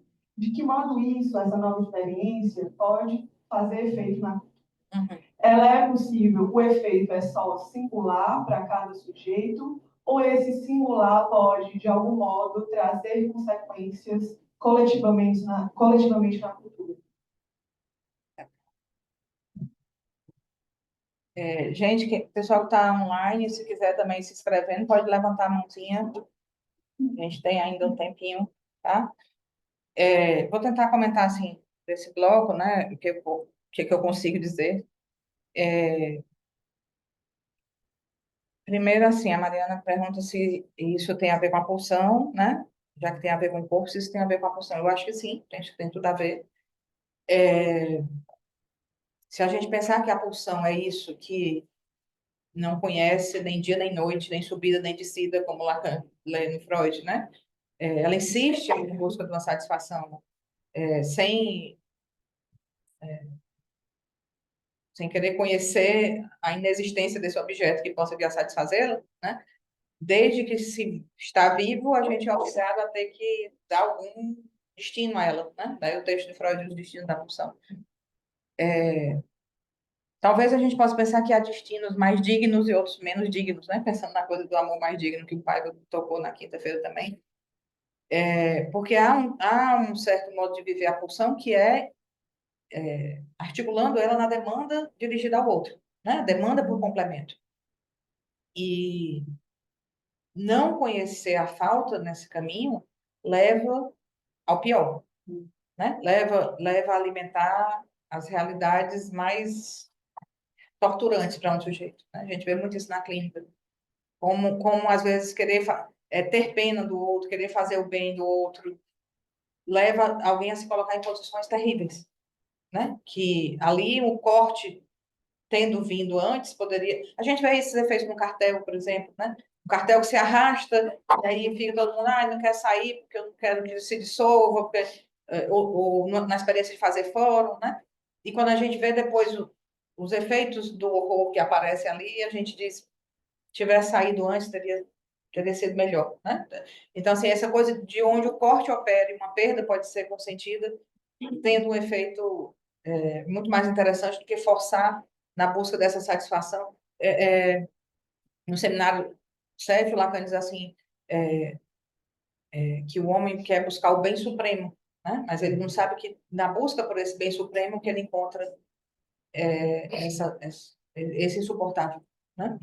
Então, eu acho que sim, tem tudo a ver com a pulsão e que, por isso, o fim precisa tocar o corpo, porque é preciso encontrar outro modo de satisfação. Quando a gente fala em satisfação, nós estamos falando da pulsão. Que a pulsão possa se satisfazer de outro modo que não seja nessa forçação da demanda, né? Que supõe que tem alguém que vai poder completá-la. Então, um pouco do que eu pensei do que você disse. E quando você pergunta o que é que não anda da nossa época, assim, as questões que eu me levantei, né? As questões que eu levantei quando eu pensei nesse seminário, pensei principalmente nisso, na seção do fascismo, que eu acho que os discursos fascistas de segregação, de ódio, né? Que a gente tem encontrado com eles de uns anos para cá,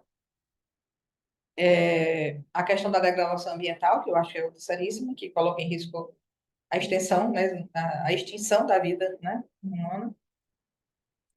Lacan perguntava sobre as bactérias que podiam fugir dos laboratórios, né, e ele dizia que o homem não ia ser tão esperto assim, que ele não ia conseguir se destruir, que ele não era tão esperto.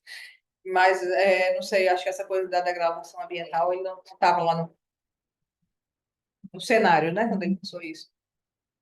Mas penso também a questão das novas tecnologias, né? Essa questão do online, eu acho que é outra questão que a gente está se deparando muito com perguntas sobre isso, no exercício da psicanálise, no fazer fórum, no fazer escola, fazer cartel, fazer o passe, né? Tudo isso tem gerado questões que também colocam em jogo aí onde é que está a falta no meio de tudo isso, né? Como é que se a tecnologia empurra para estamos todos presentes em todos os lugares o tempo todo e sem o corpo, né? Como é que a gente essas foram algumas questões que eu pensei. Ainda nós temos mais alguns encontros, né? Com outros. Um dos temas vai ser exatamente mais específico, assim, sobre essas questões e como a psicanálise se coloca diante delas, pelo menos como eu penso que a psicanálise se coloca diante delas, né? Porque outras pessoas vão pensar de maneira diferente. Então, eu espero que a gente possa levantar elas assim ao longo dessa discussão.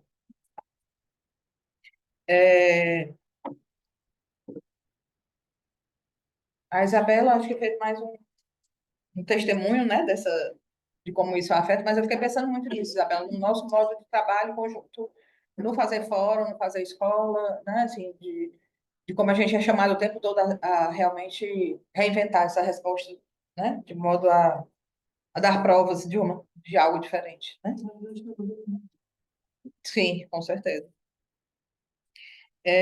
E a Renata achei muito legal que ela tenha articulado com a topologia, porque exatamente eu inseri como um dos tópicos desse seminário realmente a questão da relação com a topologia, porque eu acho que tem a ver com isso, poder formalizar algo que permita extrair esse de onde cada um se coloca. É meio como se a gente colocasse a pergunta, onde é que eu estou nisso?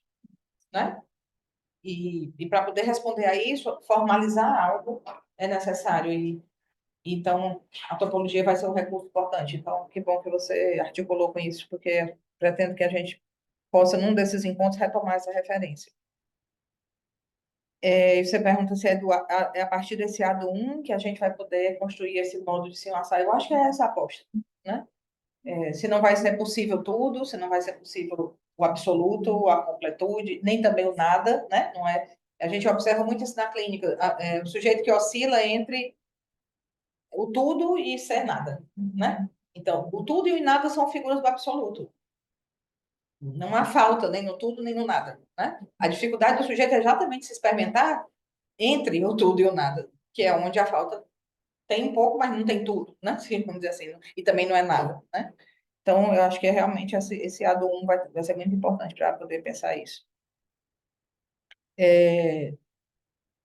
A Ania fala dessa coisa do choque, né? Da gente se deparar com não há esperança, né? Eu acho que a psicanálise continua, que para algumas pessoas é um discurso pessimista, né? Eu não vejo isso como pessimismo, exatamente porque sustentar abrir mão dessa esperança, né? É que faz a gente se dar conta, assim, como Lacan diz, nós estamos entre duas mortes, né? Entre a morte que o simbólico imprime ao vivo, né? Na entrada na linguagem, e a outra morte que está programada para o final, a não ser que a ciência, estava brincando lá em Belém, assim, pode ser que a ciência chegue um dia a impedir que se morra, né? Assim, vão ser todos eternos. Eu digo, aí a gente vai sofrer com outros problemas que são os dos vampiros, né? Que não morre nunca e aí ficam sofrendo lá porque não consegue morrer, né? Vamos só sofrer de outros problemas, né? Então, vamos dizer assim, essa dimensão do impossível, ela vai se colocar, essa é a única certeza que a gente tem, que ela vai se colocar de toda maneira. Mas ao consentir com isso, é possível escolher viver o que é possível entre essas duas mortes, né? Porque uma coisa que a gente verifica muito na clínica é isso, o sujeito, por medo de perder, por medo de morrer, por medo de se decepcionar, não entra, né? Já perde de entrada, né? Assim, então, não vou amar para não ser deixado. Então, não vou me arriscar na vida para não cometer erros, né? A gente vê muito, assim, esse congelamento em algumas posturas. Então, acho que a análise permite isso. Primeiro, sacar o que é possível e o que é que não é. E dentro do possível, escolher o que é que eu quero perder e o que é que eu não quero. né? Onde é que eu vou investir para o meu desejo e onde é que eu posso soltar a mão, sei lá, né? É, de que modo isso pode ter efeito no social, né? Eu acho que esse é um desafio desse seminário, que eu nem sabia que estava caminhando para me colocar isso, mas acho que é isso mesmo.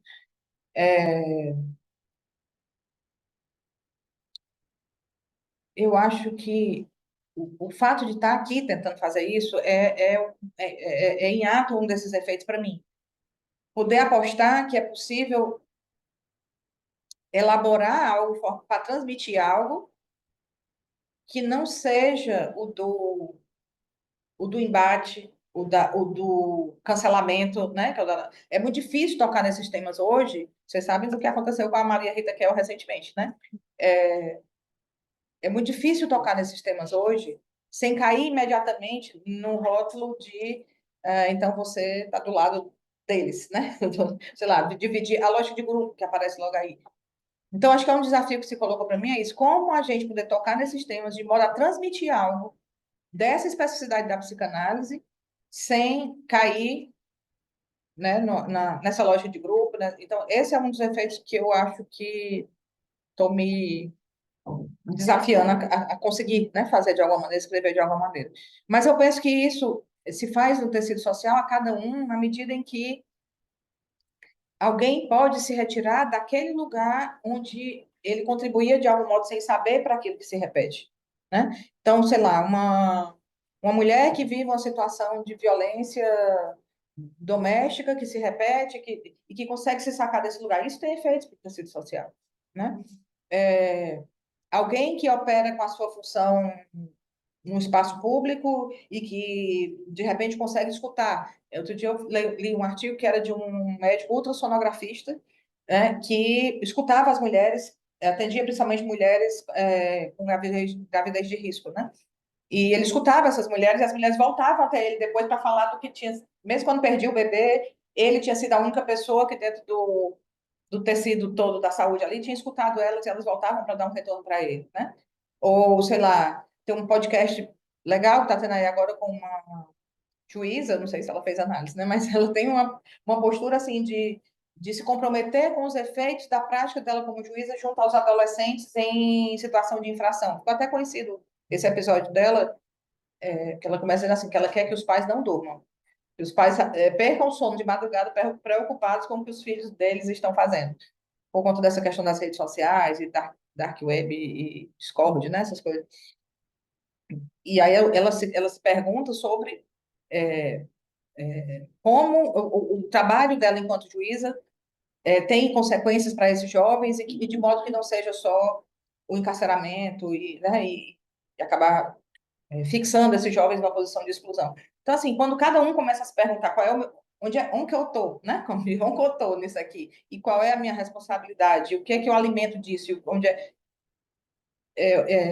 gente pode dizer, é muito pouco, né? Assim, é um que mas talvez esse pouquinho seja né? Esse pouquinho seja o que a psicanálise pode mesmo, né? E para um é muito. O que eu posso dizer é isso, assim, é só um, mas para um é essa possibilidade de poder partir de novo, como eu coloquei aqui, a partir do texto do Lacan que ele fala, né? Do texto do Scovitch que fala da verdadeira viagem. Poder desprogramar isso que estava programado pela neurose, que leva o sujeito para uma fatalidade ali que já está escrita desde o começo, né? Como a raiz da palavra desejo de desiderarem, né? Sair da sideração que estava programada e começar de novo, de outro lugar, de outro ponto, né? Eu acho que isso vale muito.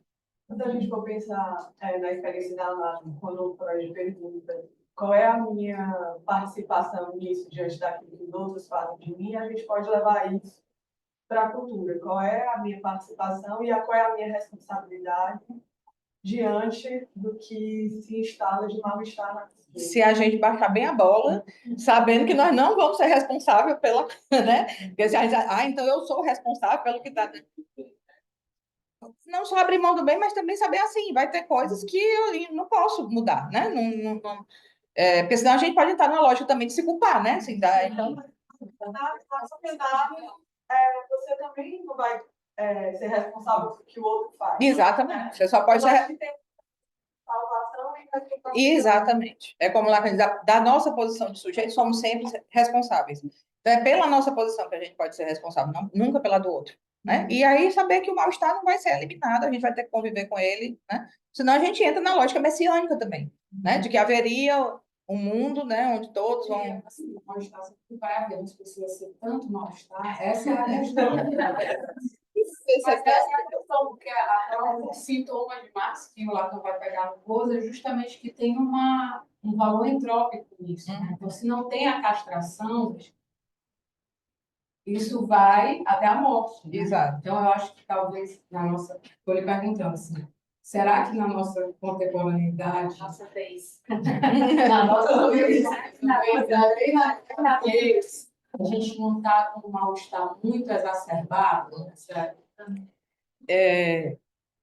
Eu não sei, Larissa, eu não acho que haja alguma progressão disso, assim, que uma época... Eu acho que tem momentos de ressaca da onda, onde a coisa diminui um pouquinho, né? Talvez a nossa geração tenha pego um pouco da pós-ditadura e tenha pego aí uma certa diminuição da onda e a gente foi pego meio de surpresa quando ela voltou com tudo, né? Pequeníssima, né? Mas eu acho que cada geração teve o seu modo de horror e não sei se a gente pode dizer... Depende de onde você está. Sim. Em determinados lugares sociais, esse lugar mais Nunca existiu, sim.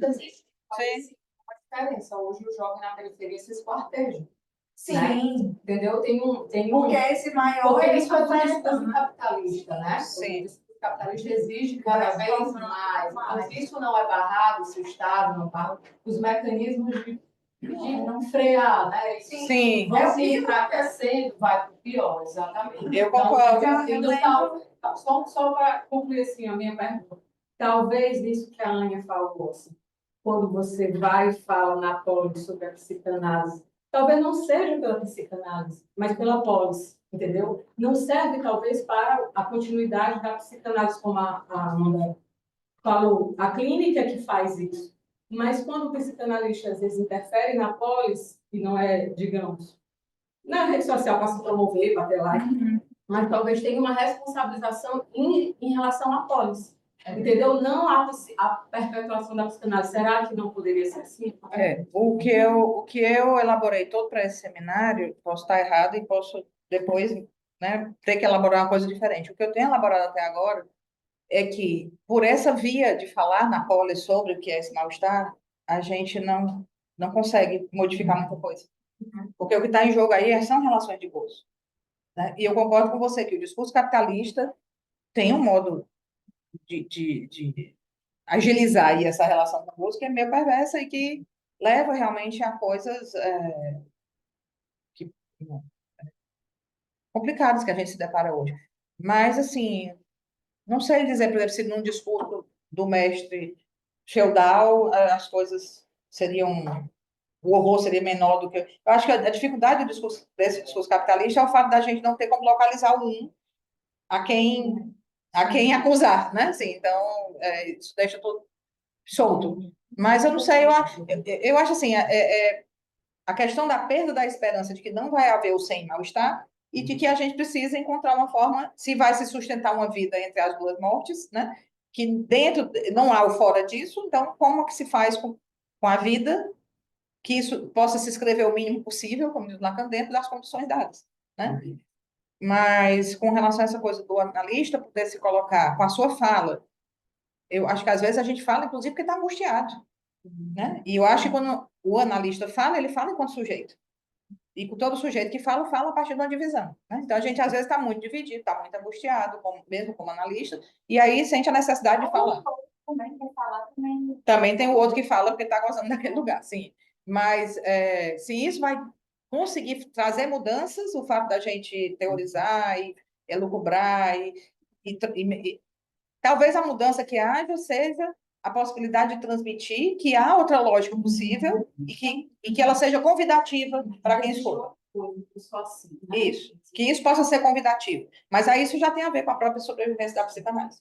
Se a gente for pensar por Lacan, essa lógica de explicar tudo é uma lógica que é uma tentativa do simbólico que leva ao gozo fálico, né? Sim. Ou seja, leva a mais gozo, não a tratamento. Ideia de Freud, né? Né? É. Sim.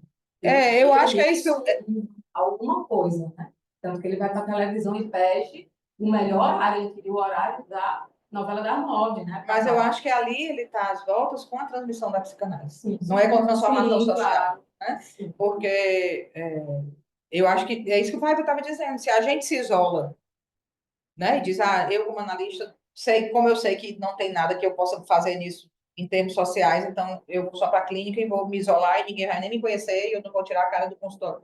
Essa é uma posição. Não foi a que o Lacan adotou, né? Eu acho que se ele se colocou no social, foi na aposta de que algo da psicanálise pudesse chegar para alguém. Tem 200 me ouvindo, vai ser tocado. Né? Diga. Mas é interessante porque eu acho que a pontuologia, a psicanálise nunca vai ser hegemônica, justamente porque ela faz por uma hegemonia. Exatamente. Então, e a história, a vez que ela se tornou hegemônica, deixou de ser psicanálise. Então, aí na década de 50, na psicologia do ego. O Lacan disse, se a psicanálise tiver sucesso, ela vai fracassar, né? Então, a gente só pode estar do lado do fracasso mesmo, né? Eu estava lendo. Fala mais alto um pouco mais uma vez. Sim, que eu estava lendo o livro do Garrido, né, que é o tradutor de Joyce. E aí perguntou para ele, numa entrevista, qual a influência de Joyce na literatura moderna brasileira. E aí ele diz meio que, bom, não sei exatamente, mas depois de Joyce tudo se tem uma interferência disso. E aí ele se utiliza de Freud para dizer que todo pensamento moderno, né, é afetado por Freud. Né? Então, assim, por mais que não... Esse discurso, né, o discurso psicanalítico na cultura, ele tem um efeito. Né? Não sei se o efeito que a gente busca numa análise, né, mas parece, né, me parece que tem algo aí novo que coloca. Né? Assim, eu acho que uma das preocupações aqui é isso que a gente sabe que o capitalismo se aproveita de tudo e faz desse produto. E a gente está tendo um exemplo disso com a criação desses cursos de graduação. Né? Então, o discurso, se não vier sustentado, até esse seminário tem a ver com isso, o discurso precisa de uma voz e de um ponto de onde ele seja sustentado para que ele não vire uma mercadoria também. Né? Então, o próprio discurso analítico por si só, solto, ele pode virar mercadoria. Hoje em dia, a gente escuta o tempo todo, eu sou coach psicanalista, eu sou pastor e psicanalista. As pessoas fazem disso, leem de onde querem e fazem disso o que querem, né? Daí, acho que a importância de que cada um sustente a partir da sua experiência, né? Entender isso me ajudou muito, assim. Essa é a experiência possível que eu posso chegar a partir do que eu retirei da minha. Não poderia dizer outra coisa a partir da minha experiência. A outra pessoa vai dizer outra coisa porque a experiência dela é outra, né? Eu só posso responder pela minha. Mas eu acho que isso é escala, porque é uma resposta de outro lugar. Né? Eu acho que esses efeitos também vêm disso. Né? Porque senão é uma coisa, é mais uma coisa que fica sempre falado. Sim. Tudo, né? Como o Freud disse, por que não ensinar psicanálise nas universidades? Ele vai dizer, vai ser um discurso morno que o sujeito vai esquecer igual a todos os outros. Não tem aquela fala, né, as feridas narcísicas da humanidade, né, que a psicanálise seria a terceira, é uma coisa assim, né, a Galileu, não lembro quem é a segunda. Tem uma coisa, então, assim, né, da psicanálise poder continuar existindo como uma ferida narcísica, como uma coisa que faz um furo. E como a gente conseguir fazer que isso cause o desejo de querer entrar nessa viagem, né, sem ser só como uma defesa, né? Então, é um desafio. Quem está aí do lado de lá não quer falar nada, perguntar nada, comentar, acrescentar.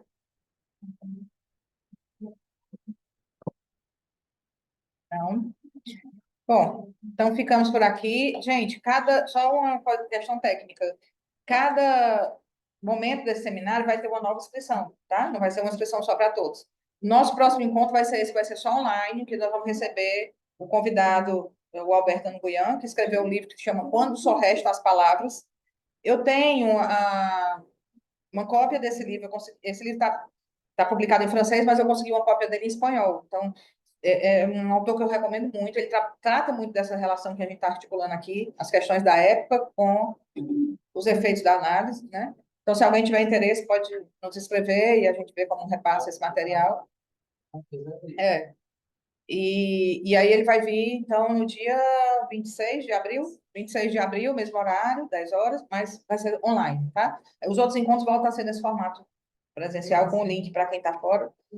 E acho que vai ser muito bom. Gente, próximo sábado tem seminário, tá? As inscrições já, o link vai sair do e as divulgações, seminários, a lição 1 e a lição 2.